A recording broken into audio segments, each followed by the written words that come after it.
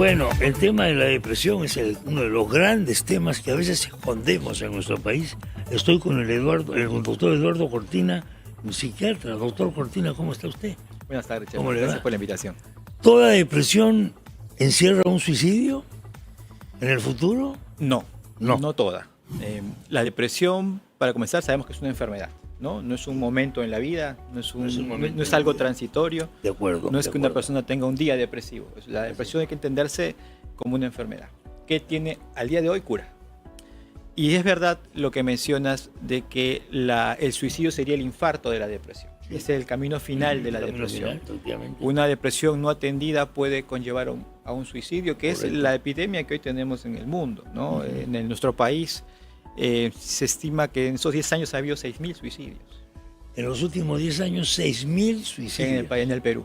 En el Perú y en nuestro país ¿Y también. ¿Tenemos cómo comparar con cuántos había en los 10 años? Sí, ha aumentado en un 30%. Ha aumentado en un 30%. Sí. 30% se considera un fuerte aumento. Un fuerte aumento. Un 30% más de suicidios. Sí. Y en el mundo sigue aumentando, sobre todo en Latinoamérica, ¿no? La cantidad de suicidios se estima que más o menos cada 40 segundos en el mundo una persona atenta contra su vida, ¿no? Es muy alta la tasa de suicidios en el mundo. ¿Latinoamérica es la región que tiene más suicidios? Sí, este último año las cifras han dicho que en Europa han bajado un poco, pero en Latinoamérica han subido. Porque antes había un estereotipo que era el siguiente: los países cuanto más ricos hay más suicidas, decían, porque el dinero no te da felicidad y bla, bla. Había toda una charla al respecto, ¿no? Exacto. Pero teníamos ese mito con los países nórdicos, pero cuando uno se ponía a leer la data, no era así.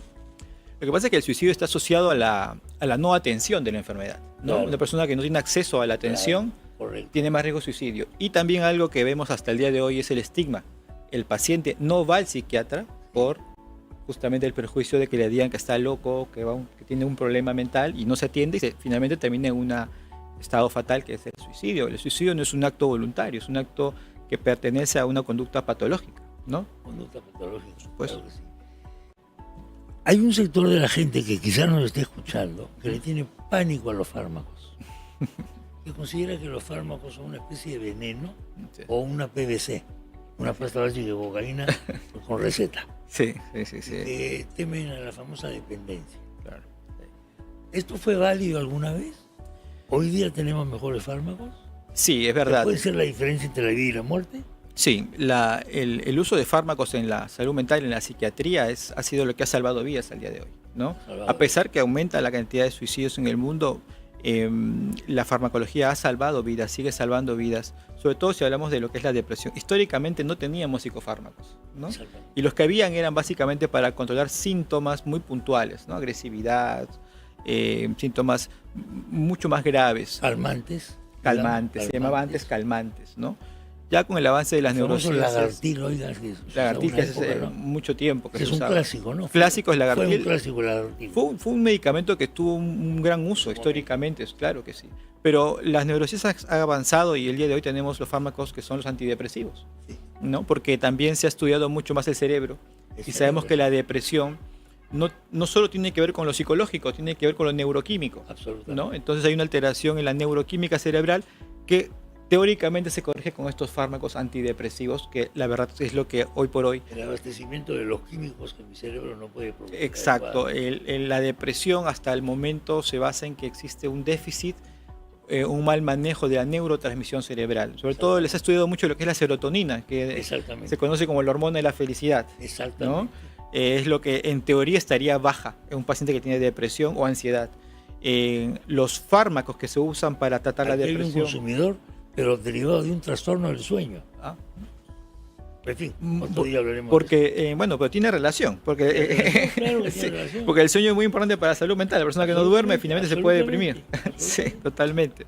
Pero estos fármacos antidepresivos corrigen justamente la serotonina y eso hace que una persona se sienta mejor, ¿no? Y los tratamientos al día de hoy son curativos. La persona se puede curar de una depresión, cosa que a veces antes no era, ¿no? Antes la persona iba al psiquiatra y decían, bueno, usted tiene que tomar este medicamento toda su vida. Hoy por hoy tiene que convivir con el mal, no eliminar al mal, convivirlo. Exactamente. En la actualidad eso ya no es una práctica. El psiquiatra tiene que trabajar para tratar una depresión y curarla. Ese es el objetivo del psiquiatra. Los tratamientos tienen plazos, tienen tiempos de duración. ¿No? Eso es que hay mucho miedo a tomar los medicamentos. Vivimos una era de florecimiento de la biología.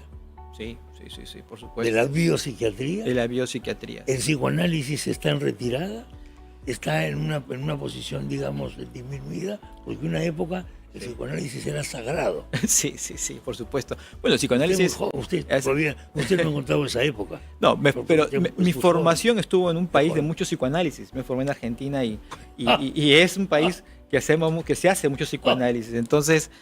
Argentina es psicoanálisis. Argentina es un producto del psicoanálisis. Exacto. El psicoanálisis mal hecho, creo yo. Pero claro, ¿usted conoció Plaza Freud en Argentina? Sí, por supuesto. Sí, por supuesto. Y justamente del psicoanálisis vienen muchas teorías dentro de la psicología y ha servido mucho a la psiquiatría también, ¿no? Porque los procesos mentales no son unifactoriales, son multifactoriales. Entonces hay un factor psicológico que ahí ingresa por ahí el psicoanálisis, porque hay patologías en la psiquiatría que tienen que ver con los traumas. Tal vez sea el psicoanálisis lo que todavía persiste por el tema de descubrir los traumas. Exacto, ¿no? ¿El trauma sigue siendo decisivo para explicar? No, hoy por hoy ya hemos alejado del reduccionismo que antes se tenía con respecto al trauma. Ha habido un reduccionismo a veces un poco caricaturesco, y a veces uno se prestaba a bromas, ¿no? Ya. Y puesto, tienes este problema porque de niño tomaste Coca-Cola, sí, culpa de la Coca-Cola. Sí. Y de hecho, esto no permite que un paciente avance en el tratamiento. Es verdad. Porque a veces lo que tal vez el psicoanálisis traía en los pacientes es que se reducían al pasado. Y el pasado no se puede cambiar, ¿no? Se puede un poco procesar mejor. Entonces, nos alejamos ya de las teorías reduccionistas y un poco tratamos ahora la psiquiatría un poco más del presente hacia adelante. Pero sin olvidar el trauma. Sin olvidar el trauma, ¿no? Entonces, como que el trauma se tiene que llevar en una mochila menos pesada. Una mochila menos pesada. ¿La pandemia es un trauma? En la sociedad ha sido un evento muy estresante y yo diría que en muchas poblaciones ha sido un trauma. Yo creo que en nuestra sociedad, en el país, no hemos resuelto todavía. No, hoy estamos viendo, después de 2-3 años de pandemia, hemos visto hoy los problemas que ha traído. Estamos en un problema de temas mentales por la pandemia, ¿no? Mucha gente ha quedado con mucha ansiedad por la pandemia. ¿Usted está trabajando con gente? ¿Tiene pacientes que tienen eso? Por supuesto. ¿Tiene pacientes que tienen eso? Yo tuve la experiencia de trabajar en pandemia con pacientes enfermos de COVID, en pacientes muy complicados, y lo que veíamos venir era esto, después de un tiempo, ¿no? Es decir, la depresión y los trastornos de ansiedad post-pandemia. Es curioso cómo coinciden dos cosas, la cosa subjetiva, digamos, y la cosa objetiva. La subjetiva es la que usted está indicando. La objetiva es que recién se estaban haciendo mociones en el Congreso para que haya investigaciones sobre qué diablo nos pasó. Esa es una metáfora de la postergación de los dos temas. Y algo que se venía a venir, ¿no? El tema de la salud mental que va a estar afectada es lo que más. La depresión, que es lo que conversamos ahora, es la enfermedad que trae hoy la primera causa de incapacidad en el ser humano. Por supuesto. Entonces, es increíble cómo todavía no se puede atender de manera correcta. Eso es una cosa insólita. Cuando el doctor está hablando de incapacidad, evidentemente no se refiere a una capacidad que soy cojo, que tengo un defecto, etcétera. Pero sí que no puedo hacer nada. Exacto. Porque la depresión te anula completamente. Trae justamente ese desgano, ese decaimiento, esa sensación de no dar la talla en lo que uno hace el día a día. Entonces la persona llega a no hacer lo que hace, puede tener un trabajo, hacer un deporte, tener una familia, es decir, se limita por tu estado emocional y no lo puede regular, o sea, no es voluntario. Claro, no lo puede regular. No puede regular. No, yo lo voy a controlar, no te preocupes. Oye, no te veo bien, no te preocupes, yo salgo de esto. Sí, a veces me tomo un whisky y ya no hay problema. El consejo a veces del amigo o de la persona que está cercana a un paciente con depresión es, mira, ¿sabes qué? Hazte un viaje y se te va. Sí, no pasa por ahí. No pasa por ahí. Si fuera tan simple, es más complejo que eso, ¿no? Es un estado no voluntario, ¿no? Y la persona puede tener muchas ideas negativas incluso. ¿Nazco con la depresión en mi mochila genética o contraigo depresión en la vida? Hay un factor hereditario felizmente menor con la depresión. 10 a 15%, por así decirlo, de padres con depresión hacen que un niño pueda tener depresión. Es poco, relativamente. No es mucho. El tema es que si se junta la herencia con la parte biográfica, es decir, con la vivencia infantil, aumente ese porcentaje. Si un niño que tiene herencia de depresión y tiene una infancia complicada, por ejemplo, recibir bullying, ¿no?, va a tener mucho más riesgo de tener depresión a futuro. Entonces, factores psicológicos se mezclan con los hereditarios y hacen que una persona tenga depresión. ¿Hay diferencia de la depresión por sexos?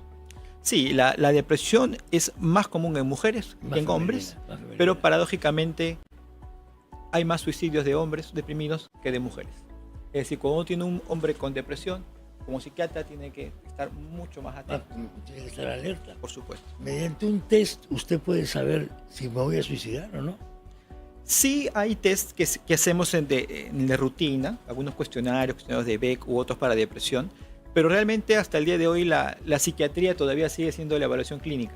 Ah, sí, bueno, la clínica es Entonces, cuando un paciente... cara a cara. Sí, sigue siendo clínica. A veces los pacientes me preguntan, doctor, ¿me puedo hacer una tomografía, una resonancia, un neurospet, algo para poder ver si tengo algo? Mira, lo puedes hacer, pero finalmente la opinión va a ser lo que yo veo en ti. Y el paciente que llega a una emergencia por un caso de intento de suicidio o pensamiento suicida, siempre se tiene que proteger, ¿no? Un poco la idea que un paciente que tiene la idea de hacerse daño es ir a una emergencia. Por supuesto, no es broma. Porque lo que reduce la idea suicida es el tiempo. El tiempo y el hecho de estar protegido. Porque la idea suicida tiene un tiempo, no permanece mucho tiempo, cae. Bueno, faltan muchos temas, ¿eh? Para conversar con el doctor. Tenemos que tratarlos. Ya si el programa se me acaba, pues tenemos que tratarlo otro día. Muchas gracias, por favor, doctor. encantado. Muy amable. El doctor Eduardo Cortina, psiquiatra, estuvo con nosotros. El tema, la depresión. Hable sobre la depresión, pero no se quede en una charla sobre la depresión. Y no escondamos tampoco estas cosas bajo la alfombra de la vergüenza, la pacatería o la prudencia. Señoras y señores, conmigo va a ser hasta el día de mañana, a las 10 de la mañana. Se queda con amén y con este llamado a la inteligencia. Aplíquela usted también a partir de hoy a las 15 horas, 3 de la tarde. Comienza el gran simulacro nacional de sismo de 8 grados con tsunami. Siga las instrucciones, a las 3 de la tarde suena la alarma, hágale caso, vaya a su zona de protección y vaya a su zona segura de evacuación. Hasta mañana.